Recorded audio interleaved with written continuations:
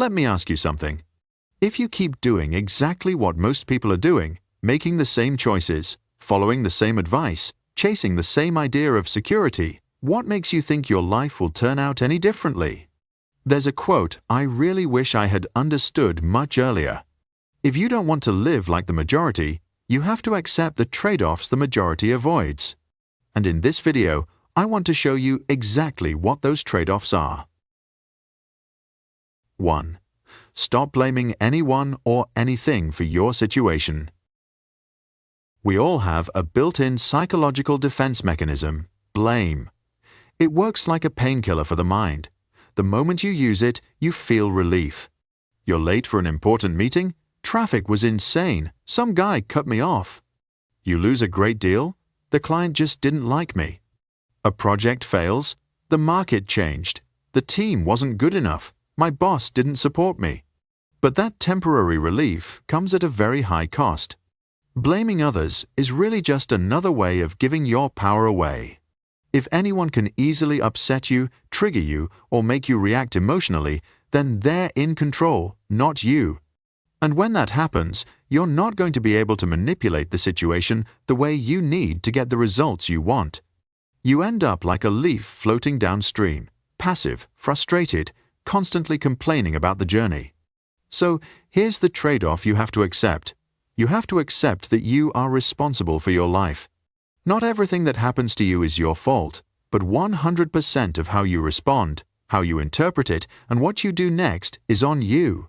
Instead of saying, I was late because of traffic, try saying, I didn't leave enough buffer time. Next time, I'll leave 30 minutes earlier. Instead of saying, the client didn't like me, ask, what could I have done better in that meeting to build trust? The moment you do this, you stop being a victim and become a builder. Win or lose, it all starts with your choices. 2. Don't follow every piece of advice. It feels like everyone has an opinion about what you should do with your life. Some people say, you need a master's degree. Others say, no, you should start a business as early as possible. Another group says, get into crypto. That's the future. Your parents say, just find a stable 9-to-5 job at a big company. Your friends say, buy a house, get married, settle down. All of this is what we call inputs. And here's the problem. When you take in too many inputs, you freeze. It's like standing at a huge intersection with 10 different roads in front of you, and every road looks promising. What do most people do in that situation? They don't move at all. Listening to advice doesn't make you poor. But listening to everyone's advice, without committing to any one path, without paying the cost of a real choice, that's what keeps you stuck in hesitation forever. So what's the solution? What's the trade-off here? You can't walk every path. You have to choose one. If there's already a clear goal, this part is simple. But for many people, the direction isn't obvious yet. And if you don't know where you're going, then honestly, every road looks the same. So ask yourself this, honestly, 5 years from now, what do I actually want my life to look like? Maybe it's financial freedom. Maybe it's building a small business of your own. Maybe it's becoming truly exceptional in your field. Once you have a destination, filtering advice becomes much easier. You start cutting down the noise. Because quality matters more than quantity.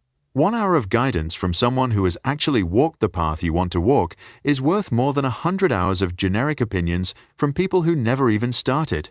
Look for builders. Look for people who've built businesses. Look for people who've achieved financial freedom, the kind you want. This is a hard trade-off because it forces you to say no to a lot of tempting ideas.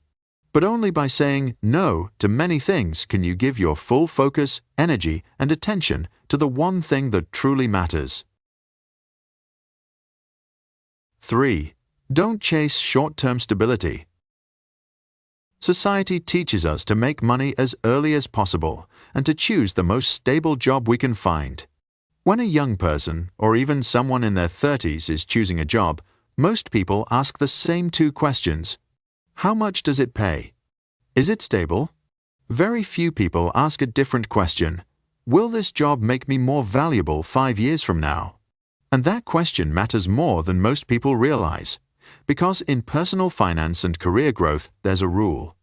Early stability and decent pay often come at the cost of much lower long-term income.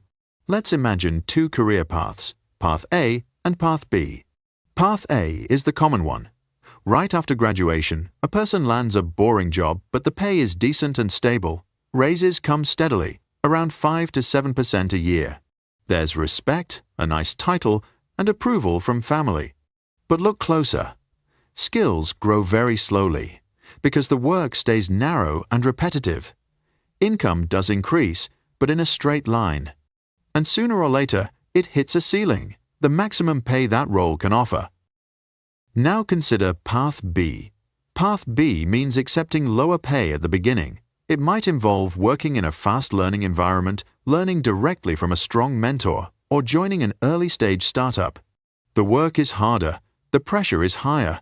From the outside, it can even look like a poor decision, but skills on Path B compound quickly.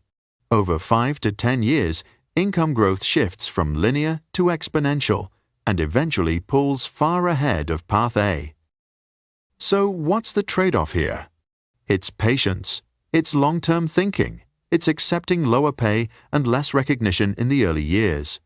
But in return, you gain control, you gain leverage, and most importantly, you give your career the ability to compound. Fourth, don't let your ego block collaboration. We often look at people like Elon Musk and think he's a once-in-a-generation individual who built everything on his own. But that's not really how it happened. Yes, Elon Musk is brilliant. But his success was never the result of one person working alone. PayPal, for example, was created from the merger of X.com and Confinity. In 2002, PayPal went public and was acquired by eBay for around $1.5 billion. After that exit, the founders and early leaders invested in each other and went on to build new companies together. Elon Musk built SpaceX and Tesla. Reid Hoffman built LinkedIn. Steve Chen, Chad Hurley, and Jord Karim built YouTube. Jeremy Stoppelman and Russell Simmons built Yelp 1.1. Do you see the pattern? Great success doesn't come from a single genius working alone. It comes from an ecosystem, a network of talented people who trust each other, support each other, and invest in each other. And that's the trade-off here. You have to lower your ego. Accept that you don't know everything, and actively seek collaboration. No one builds something meaningful alone. Find mentors who are ahead of you and learn from them. Find peers who can grow with you, and find people behind you whom you can help. That's how you turn individual talent into something lasting. 4 real trade-offs. Taking responsibility instead of blaming others. Choosing one clear direction instead of chasing many. Building long-term value instead of running after short-term paychecks. And collaborating instead of trying to do everything alone. These aren't easy choices. Every single one of them requires courage, patience, and discipline. And that's exactly why most people avoid them. But if you want a different kind of life, a life you design on purpose, not one you fall into by default, then this is the price. And honestly, it's a price worth paying. If you found this video helpful, give it a like and subscribe so we can keep sharing ideas that help you build a stronger, freer life. Thanks for watching, and I'll see you in the next video.